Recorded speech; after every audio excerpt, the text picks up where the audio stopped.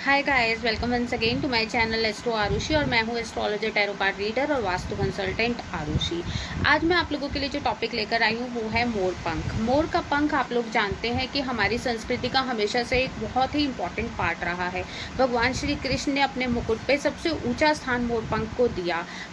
माता सरस्वती का भी जो मोर का पंख है वो बहुत ही प्रिय रहा है। मोर के पंख में ऐसी क्या खासियत है, क्या वजह है कि इसको इतनी इंपॉर्टेंस दी जाती है? एक्चुअली क्या है कि आप लोग जानते हैं कि मोर हमारा नेशनल बर्ड है अपनी खूबसूरती की वजह से।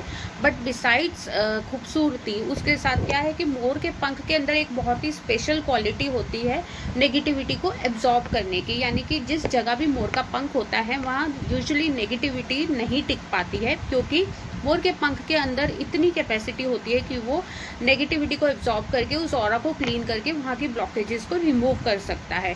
इसी वजह से मोर के पंख को आपने अक्सर देखा होगा कि जो जैन मुनि होते हैं वो हमेशा मोर पंख की एक पिच्छी अपने साथ कैरी करते हैं, जिससे वो लोगों को आशीर्वाद देते हैं, जिससे लोगों की नज़र भी उतारी जाती है। अगर हम मंदिरों में जाएं तो वहाँ पे मोर के पंख से पंडित जी बच्चों की नज़र उतारते हैं।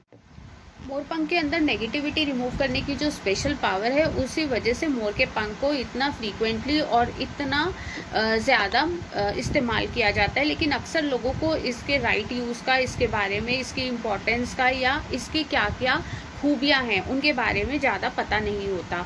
अगर आप देखिए कि अगर आपका बच्चा कंसंट्रेट नहीं कर पाता, पढ़ाई से जी चुराता है, या पढ़ाई में जितना उसको देर टिक कर बैठना चाहिए, लाइक अगर आपका बच्चा बार बार 2-2 मिनट के बाद उठकर भागता है, एक जगह टिक कर बैठ नहीं पाता, पढ़ने में उसका ध्यान कम लग पाता है, तो आप क्या करिए, एक बहुत ही सिंपल रेमेडी मैं आप लोगों के साथ शेयर कर रही हूँ कि आप उसकी स्टडी टेबल के ऊपर एक मोर का पंख चिपका दीजिए और उसकी जितनी भी बुक्स हैं उनके अंदर एक एक मोर का पंख रख दीजिए। साथ ही उसके पिलो के नीचे भी आप एक मोर पंख रख दीजिए। थोड़े ही दिनों में आप देखेंगे कि उसका कंसंट्रेशन लेवल काफ़ी इम्प्रूव हो गया है।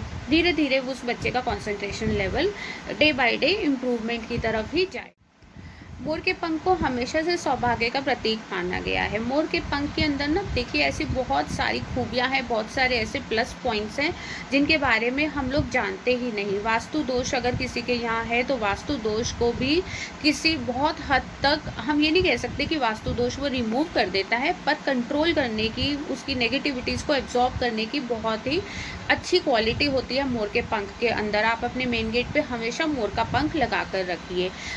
अगर आपका जो आपके घर के जो मेंबर्स हैं आपस में बिना बात के उनके बीच में कोल्ड वॉर चलती रहती है, एक दूसरे से आप लोगों के विचार नहीं मिलते, या बिना बात का गृह कलेश आपके घर में लगा रहता है, तो एक बहुत ही सिंपल सी रेमेडी है जो आप लोग बहुत इजीली कर सकते हैं। आपने करना क्या है कि मोर के आपने 2 पंख लेकर शुक्ल पक्ष के किसी भी दिन आप लोग उन 2 पंखों को अपने घर के मंदिर में रखिए और आफ्टर 7 डेज यानी 7 दिन के बाद आपने वो दोनों पंख उठाकर अपने बेडरूम में, अपने बेड के पीछे वाली वॉल पे आप कहीं भी उन्हें चिपका दीजिए। आप देखेंगे कि थोड़े ही दिन में आप लोगों के बीच का जो बहुत ज़्यादा जो एक क्लैशेस वाला एटमॉस्फेयर था वो धीरे धीरे सॉर्ट आउट होकर एक पॉजिटिव एनर्जी का इनफ्लो आपके घर में स्टार्ट हो जाएगा।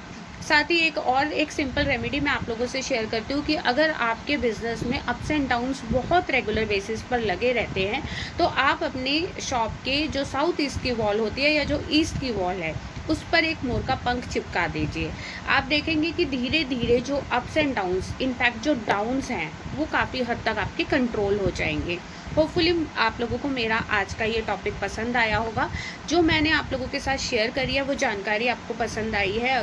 अगर आप चाहते हैं कि मैं ऐसे ही और इंटरेस्टिंग जानकारियाँ आपके साथ शेयर करती रहूँ तो मेरे इस चैनल को लाइक, शेयर और सब्सक्राइब करना बिल्कुल ना भूलें।